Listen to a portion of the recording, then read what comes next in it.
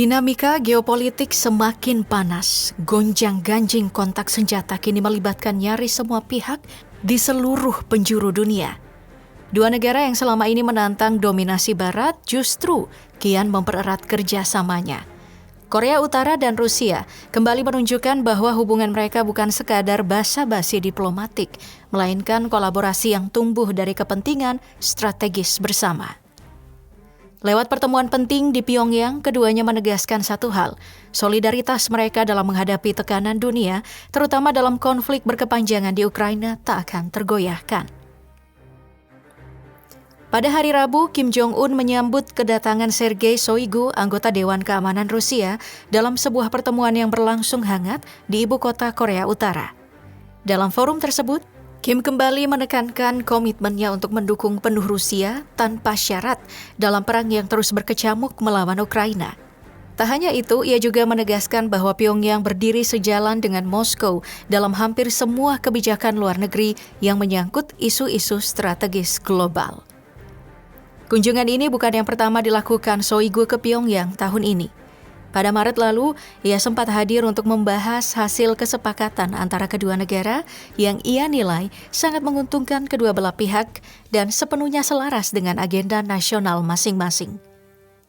Kedekatan antara Korea Utara dan Rusia bukanlah hal yang baru. Selama beberapa tahun terakhir, kerjasama militer mereka terus menguat. Salah satu buktinya terlihat dari pengiriman ribuan tentara Korea Utara untuk terlibat langsung dalam konflik di Ukraina.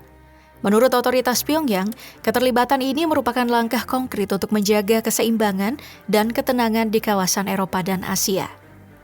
Dengan dukungan eksplisit yang kini kembali dideklarasikan Korea Utara, muncullah tanda tanya besar di benak banyak pihak.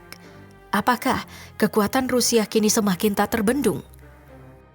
Sebuah laporan media mengungkapkan bahwa pada 31 Januari 2025, sekitar 11.000 personil militer Korea Utara telah mendarat di wilayah Rusia sejak November 2024.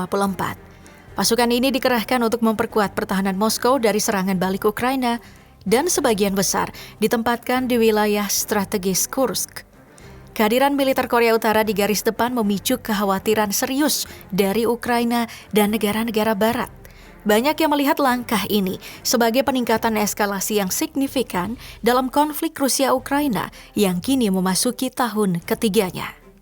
Di garis depan, para prajurit Ukraina menggambarkan kehadiran tentara Korea Utara sebagai kekuatan yang rapi dan patuh, namun kaku dalam merespon dinamika pertempuran.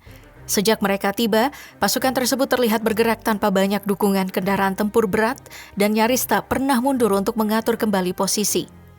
Alhasil mereka justru menjadi sasaran empuk bagi serangan dari pihak lawan. Meski mengalami kehilangan besar, partisipasi Korea Utara dalam perang ini diyakini bukan semata karena militer, melainkan bagian dari manuver diplomatik mereka untuk memperkuat ikatan dengan Rusia. Sebagai bagian dari kerjasama, Pyongyang dilaporkan telah mengirim jutaan amunisi artileri, roket serta rudal ke Rusia. Sebagai timbal baliknya, Moskow menyuplai minyak, kebutuhan pangan, serta dukungan teknologi strategis seperti pengembangan satelit dan sistem persenjataan kepada Korea Utara. Beberapa jenis senjata yang telah dikirim ke Rusia oleh Korea Utara mencakup rudal jarak pendek, meriam swagerak berkaliber 170 mm, dan peluncur roket multilaras kaliber 220 mm. Selain bantuan persenjataan, kemitraan dua negara ini juga terwujud dalam proyek pembangunan jembatan di perbatasan yang bertujuan untuk memperlancar lalu lintas logistik dan barang antar negara. Pembangunan jembatan tersebut yang melintasi Sungai Tumen mulai menunjukkan bentuk fisik sejak awal Maret 2025. Berdasarkan kajian dari lembaga riset di Korea Selatan, fasilitas ini diperkirakan akan memperkuat kolaborasi militer kedua negara. Tak hanya itu, jembatan ini pun dinilai bisa menjadi celah yang memperlemah efektivitas dari sanksi internasional terhadap Pyongyang. Riwayat hubungan erat antara Rusia dan Korea Utara sebetulnya telah terjalin cukup lama. Salah satu laporan dari tim pemantau sanksi multilateral yang terdiri dari 11 negara termasuk Amerika Serikat dan Inggris menyebut bahwa sejak September 2023, Korea Utara telah mengirim lebih dari 20.000 kontainer berisi amunisi ke Rusia. Pengiriman itu dilakukan melalui berbagai jalur, baik darat dengan kereta api, lewat laut maupun lewat udara. Jika dihitung lebih rinci, jumlah bantuan militer yang dikirim Korea Utara ke Rusia mencapai sekitar 9 juta peluru artileri dan roket, ditambah 10 unit peluncur roket. Sementara itu jumlah pasukan Korea Utara yang terlibat langsung dalam pertempuran di wilayah Kursk diperkirakan mencapai 11.000 orang. Menurut analis militer Profesor Michael Clark, dari jumlah tersebut, korban jiwa di pihak Korea Utara mencapai antara 3 hingga 4.000 tentara. Loyalitas yang begitu besar dari Pyongyang kepada Moskow memunculkan satu pertanyaan penting. Apa sebenarnya yang diperoleh Korea Utara dari hubungan timbal balik ini? Sebab, dalam hubungan semacam ini, tentu tak ada yang diberikan secara cuma-cuma. Clark menjelaskan lebih jauh bahwa menurut bocoran informasi dari jaringan intelijen, Rusia membantu Korea Utara dalam pengembangan satelit mata-mata, sebuah area yang selama ini masih menjadi titik lemah bagi Pyongyang. Selain dukungan teknologi, Korea Utara juga tercatat menerima kiriman gandum dalam jumlah besar dari Rusia. Namun, relasi erat antara kedua negara bukanlah fenomena baru yang muncul di tengah perang. Ikatan historis mereka sudah terjalin sejak Korea Utara pertama kali berdiri pada tahun 1948.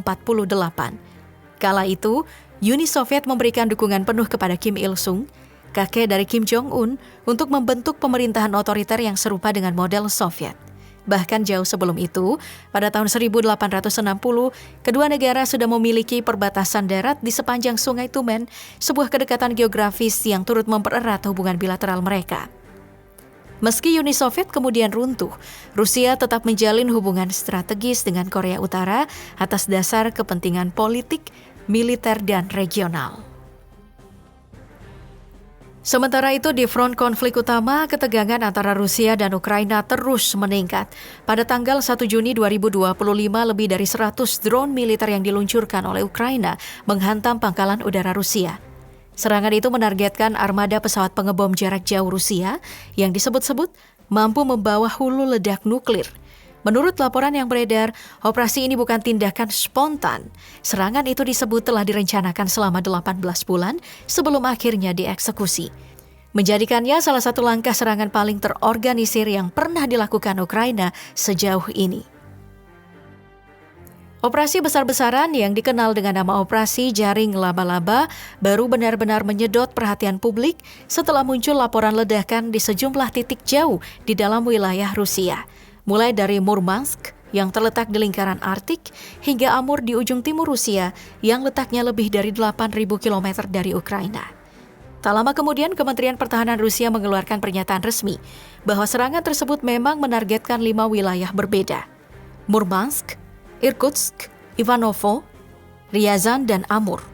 Namun meski cakupan serangan tergolong luas, mereka mengklaim bahwa kerusakan nyata yang terjadi di Murmansk dan Irkutsk, sedangkan di 3 wilayah lainnya, semuanya ancaman berhasil diredam sepenuhnya oleh sistem pertahanan udara.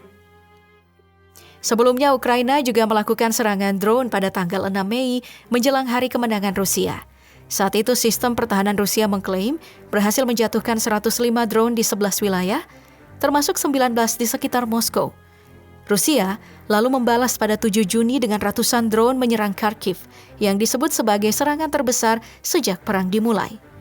Menurut wali kota Igor Terekov, serangan itu melibatkan rudal, drone buatan Iran, dan bom berpemandu yang dilepaskan secara bersamaan. Pertukaran serangan udara ini memicu kekhawatiran akan eskalasi lebih besar, memperkuat dugaan bahwa konflik masih jauh dari kata selesai.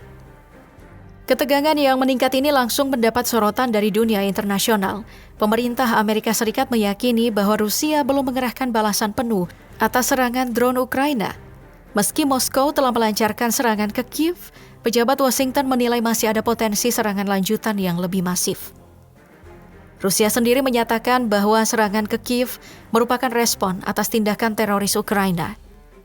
Namun menurut sejumlah pengamat, pola serangan tertunda yang dilakukan Rusia sebelumnya menunjukkan bahwa balasan lebih besar bisa saja menyusul. Pernyataan ini memicu kekhawatiran baru. Banyak yang mulai mempertanyakan kemana arah konflik ini akan bergerak, dan apakah dunia sedang mendekati babak baru dari perang yang lebih luas.